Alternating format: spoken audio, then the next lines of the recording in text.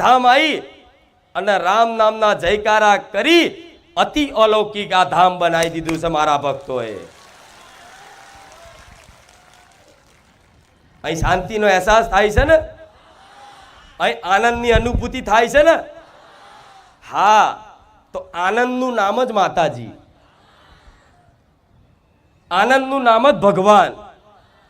કે દરેક મનુષ્યની જે અંદર આનંદનો લોભ છે, સુખની કામના છે, એ સુખના સમુંદર મારા રામચંદ્ર ભગવાન છે.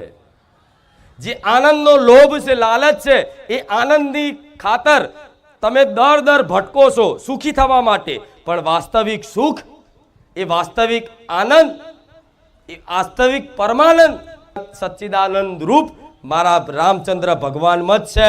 અને એથી જ આખા સંસારમાં જેટલો પણ આનંદ છે, વિદ્યમાન છે આનંદ, એ તમામ આનંદ ભેગો કરો ને તાર ભગવાનનો 1% આનંદ થતો.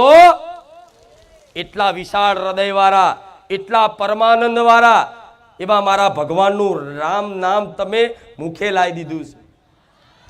એની અતિ પ્રસન્ન શું માતા. કોઈ વસ્તુ લાવો ના લાવો, કોઈ સોના ચાંદીના છત્તર લાવો ના લાવો, શ્રીફળ ચુંદડી અગરબત્તી લાવો ના લાવો, બારેજા ધામમાં કોઈ દાન દક્ષિણા કરો કે ના કરો, અહીં કોઈ સેવા કરો કે ના કરો, પણ જે મારા વાલા ભક્તોએ બારેજા ધામ આવી અને રામનું નામ મુખે લીધું છે ને, તો હું માતા એવું કહીશ, તમારથી અતિ પ્રસન્ન છું માતા. તમે ઘેર તો રામ નામ જપ કરતા હશો, બરોબર છે, પણ ઘેર જે 1000 વખત રામનું નામ લો અને કોઈ પણ ધામ હોય જ્યાં ભગવાન બિરાજમાન હોય, જ્યાં માતાજી બિરાજમાન હોય, એ ધામમાં તમે 1 વખત રામનું નામ લો ને તો 1000 વખત ગણાય. શું આ ધામની વિશેષતાઓ છે કે તમે ઘેર બેઠા 1000 વખત રામનું નામ લેતા હશો, 10,000 વખત રામનું નામ લેતા હશો, પણ એ 1000 વખત ઘરે બેઠા કોઈ પણ બીજી જગ્યાએ તમે નામ લીધું હશે ભગવાનનું, પણ ધામ આવી, બારેજા ધામ આવી, તમે 1 વખત રામ બોલ્યા છો ને 1 વખત તે 1000 વખત ગણાય છે. તમને ખબર? વિશ્વાસ છે ને મારા બોલું પર, મારી વાણી પર?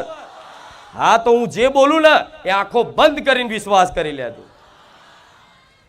1 વખત રામ બોલવાથી 1000 ગણું મળે છે તમને એનું ફળ. તો બોલો રામ રામ રામ રામ.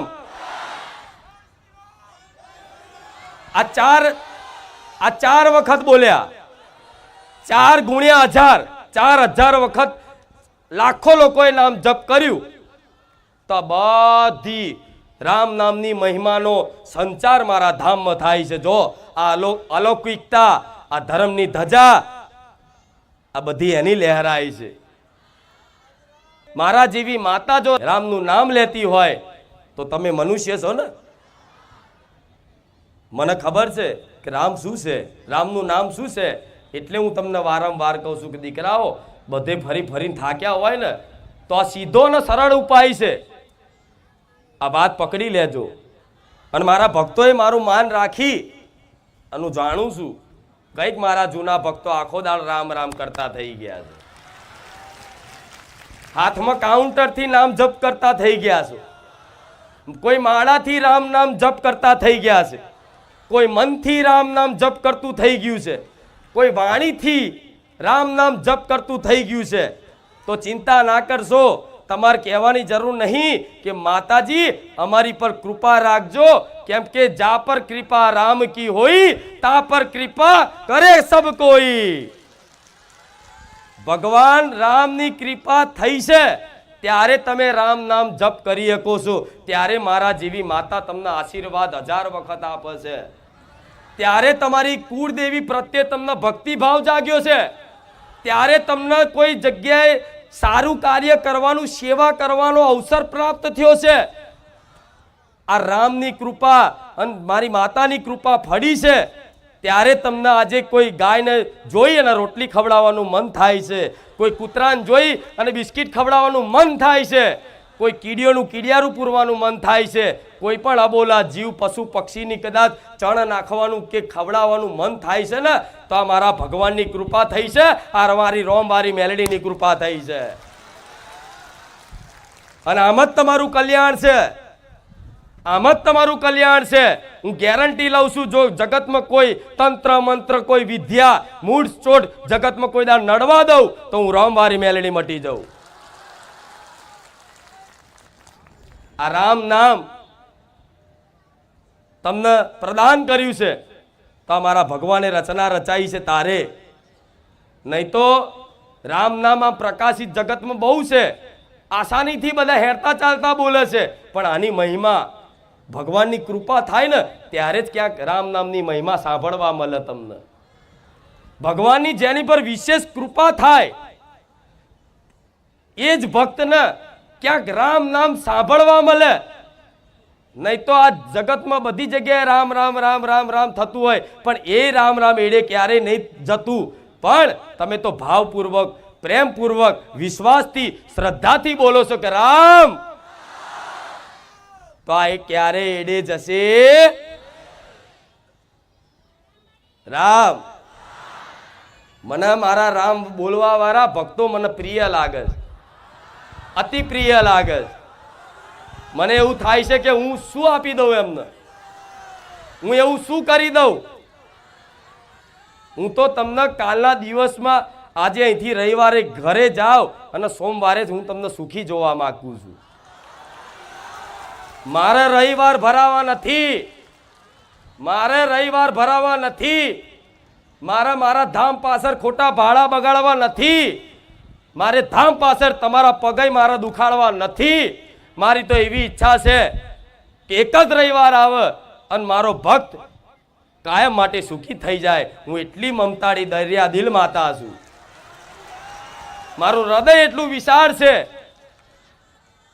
કે હું કોઈ દુખી જોવા માંગતી, પણ દુઃખના કંઈક ને કંઈક કારણો હોય છે, અને જેનું કારણ હોય ને એનું કંઈક સમાધાન હોવું જોઈએ. તો દુઃખનું કારણ શું છે મુખ્ય જાણો છો ને? એમ તો પ્રવચન સાંભળ્યા છે તો ખબર પડી ગઈ. પહેલા દુઃખનું કારણ શું માનતા હતા તમે? કોઈ માતા નડી, કોઈએ કરી નાખ્યું છે, કોઈએ મૂઠ મારી છે, કોઈએ ધંધો બાંધી દીધો છે. થતું તો લાવું. અમે કેમ દુઃખી થઈએ છીએ, અમે કેમ પીડાઈએ છીએ? કેમ કે તમે મજબૂર થઈ જાઓ. હું જાણું છું કોઈને ભૂવા કરવા ગમતું, કોઈને જ્યાં ત્યાં જોવડાવવું ગમતું, કોઈને ખોટી જગ્યાએ જવાનું કે ભાડા બગાડવાનું ઓટા ફેરા કરવાનું ગમતું. તમારો સમય બહુ કિંમતી છે, હું જાણું છું.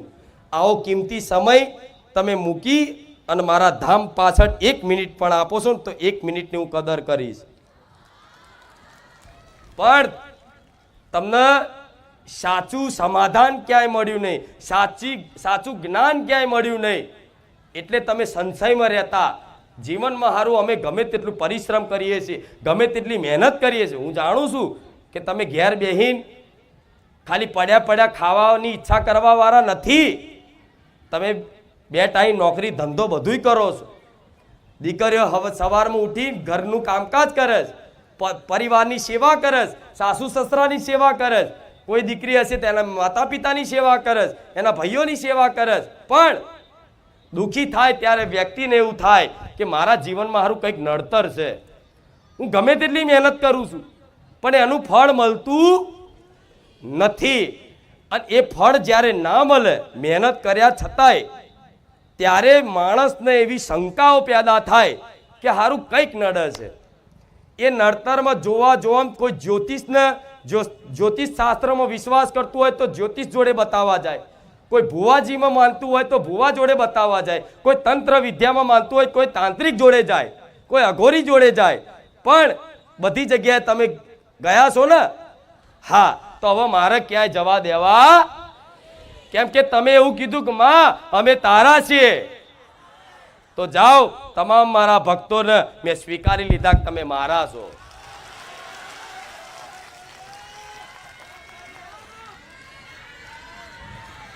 તો માની એવી ઈચ્છા હોય ને કે મારું બાળક